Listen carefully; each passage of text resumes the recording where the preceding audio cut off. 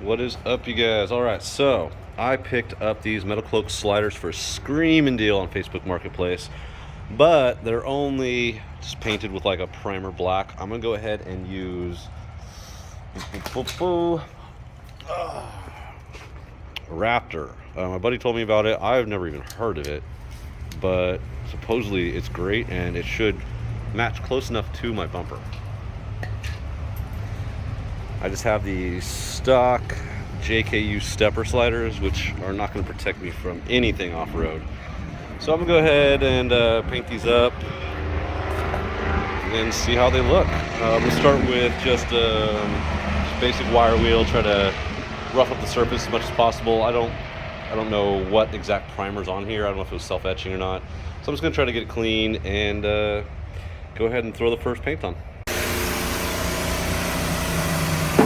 Alright, so I'm going to talk extra loud because my sister's working on her Jeep and she's been pressure washing forever, but I want to move on to painting.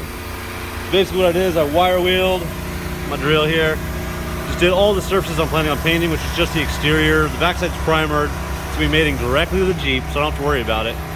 And then I went ahead and I wiped the whole thing down with denatured alcohol.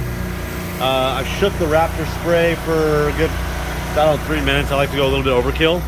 And then I'm going to go ahead and put on the first coat, and I'll just do another video right after the first coat. Alright, so I got the first coat on, and I gotta say, this stuff looks amazing. Looks super good. Doesn't have that chunky look that you get with like a Rhino liner and some other stuff. It's just like this light, thick coating. I don't know, it's actually really nice. I really like it. I'm super impressed. I'm probably actually going to do the roof to my Wrangler in this because it is just super nice. But I'm gonna go ahead and throw on the second coat, make sure it still looks just as good. But so far I am super impressed. Can't wait to see what they look like on the car. Alright, so I'm working on removing the stock sliders. Thanks, bud. This guy right here, I'm using 1/2 inch, and then over here these are 10 millimeter. And what I'm looking for, it looks like I have to remove these from the back side because they're riveted in from the front, which sucks. I can't use my impact, so I'll basically just have to use a ratchet wrench to actually get these out. So kind of dumb design, but it is what it is.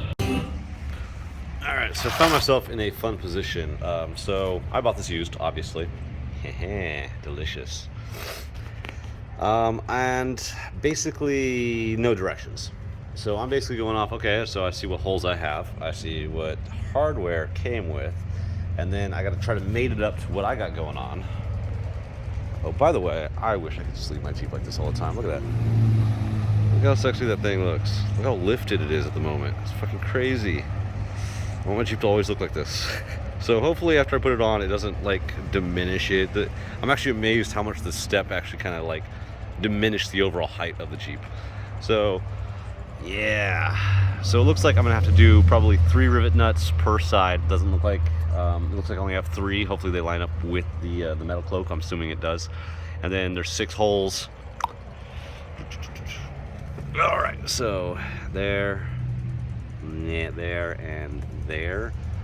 At least I think I gotta open up this one, and then I gotta open up this one a lot, and this one slightly to clear the bolts that I'm assuming came with the kit when they originally got it.